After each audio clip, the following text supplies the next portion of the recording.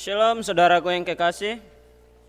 Pada saat ini kita akan mempelajari sekolah sahabat kita tanggal 14 Juli. Judulnya adalah pencobaan dengan api. Sebelum kita belajar sekolah sahabat kita, mari kita sama-sama tunduk kepala dan berdoa. Terima kasih ya Tuhan, pada saat ini kami akan mempelajari sekolah sahabat ini, firman Tuhan. Dan kiranya kami bisa pelajari sekolah sahabat ini, firman Tuhan ini dengan rendah hati sehingga kami dapat mengerti dan kami bisa praktekkan dalam kehidupan kami Tuhan. Hanya di dalam nama Tuhan Yesus Juru Selamat dan Penebus dosa kami. Amin. Judulnya adalah pencobaan dengan api. Jadi ada seorang pemuda yang diceritakan dalam kisah ini, namanya itu Alex. Nah, si Alex ini dia tumbuh dari masa muda yang sangat bermasalah. Narkoba, kekerasan, bahkan beberapa waktu dia dipenjarakan. Nah, tetapi kemudian melalui kebaikan seorang anggota gereja lokal yang mana Alex pernah mencuri darinya. Dan kita belajar juga bahwa orang ini mengampuni Alex, pengampunan diberikan. Nah, Alex belajar tentang Allah dan memberikan hatinya kepada Yesus. Nah, meskipun dia memiliki masalah dan pergumulannya, dan ada satu problem di sini yang kita temukan bahwa meskipun elemen masa lalu Alex masih melekat. Nah, kalau saudara dan saya ingin bertobat dengan sungguh-sungguh, jangan sampai masa lalu kita itu masih melekat dalam diri kita. Kedagingan kita masih melekat. Nah, kita lanjut. Nah, si Alex ini mengungkapkan kasih itu dengan apa? Menaati perintah-perintah Tuhan. Nah, karena apa? Dia percaya kepada apa? Dia percaya bahwa Yesus adalah Kristus.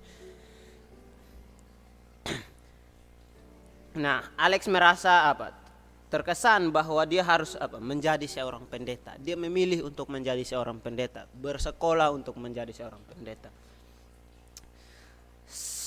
Segala sesuatu menuju ke arah itu. Dia menjawab panggilan Allah, tidak ada keraguan sama sekali. Dia tidak ragu untuk mengikuti Yesus. Nah, pada saat dia bersekolah di kampusnya, semua berjalan, pada awalnya semua berjalan dengan baik. Namun kemudian satu demi satu menjadi serba salah, hidupnya serba salah. Dan hidupnya mulai berantakan, di mana sumber uangnya mulai mengering, tidak ada penghasilan, dan temannya memberikan perlawanan kepada dia, teman dekatnya, dan membuat tuduhan yang salah tentang dia yang merusak reputasinya.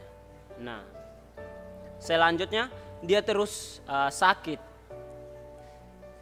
di mana dia takut dia harus putus sekolah sama sekali. Dia takut karena bagaimana nanti sekolahnya berantakan dan dia tidak lanjut lagi. Nah, di atas semua itu dia melawan godaan sengit dengan obat-obatan yang tersedia di masyarakat tersebut. Dia melawan dirinya supaya jangan sampai menggunakan obat-obatan narkoba dan lain-lainnya yang terdapat di masyarakat setempat. Nah, semua ini tapi pada suatu titik ia bahkan membunuh di daerah itu.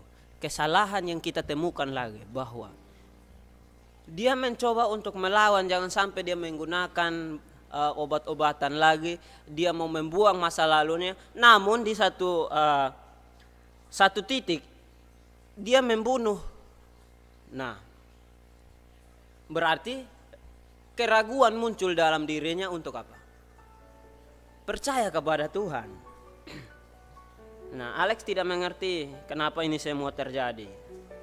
Padahal dia yakin dengan Allah telah membawanya ke sekolah itu sejak awal. Tapi dia ragu juga, sehingga dia dia melakukan kejahatan. Nah, sekarang kita belajar bahwa hampir semua orang yang mengikuti Tuhan pernah mengalami krisis di mana mereka tergoda untuk meragukan pimpinan Tuhan. Terkadang ketika kita mengalami sebuah masalah, kita jadi ragu dengan Tuhan. Tuhan, kok saya dikasih seperti ini? Tuhan, kok bisa saya mendapatkan cobaan seperti ini? Padahal kalau kita belajar dari Ayub, semua yang dia miliki habis. Tapi dia tetap percaya kepada Tuhan. Nah, kita juga harus seperti itu. Dan yang penting dalam situasi seperti itu adalah berpegang teguh pada janji, menceritakan pimpinan Allah di masa lalu, dan berdoa untuk iman dan kekuatan. Harus berpegang teguh kepada Allah. Setiap orang yang percaya bahwa Yesus adalah Kristus lahir dari Allah. Dan setiap orang yang mengasihi Dia, yang melahirkan, mengasihi juga Dia yang lahir daripadanya. Jadi di saat seperti itu kita harus percaya bahwa Allah selalu bersama kita. Allah selalu menguatkan kita. Kita harus selalu menceritakan kebaikan Yesus di masa lalu, bagaimana tuntunan Tuhan dari masa lalu kita sampai pada saat ini. Jangan sampai hanya karena satu masalah yang kita hadapi, banyak berkat Tuhan yang kita lupakan. Kita jadi ragu dengan Tuhan. Tuhan, kenapa saya bisa seperti ini?